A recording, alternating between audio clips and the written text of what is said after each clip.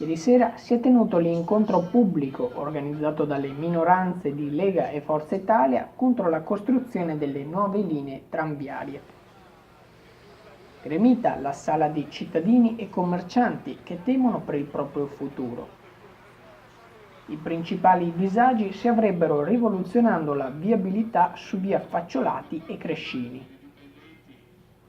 L'opposizione ha perciò proposto che venga effettuato un referendum sul tema, in cui ad esprimersi sarebbero i residenti delle zone interessate. Sul piatto anche la differenza dei costi tra il tram voluto dall'amministrazione di 2 milioni e mezzo a convoglio contro i 500.000 euro dei bus elettrici proposti da Bitonci. Stessa capienza ma diverso costo di costruzione e manutenzione. Svicenber Channel News, Padova. Sono praticamente ecologici al 100%.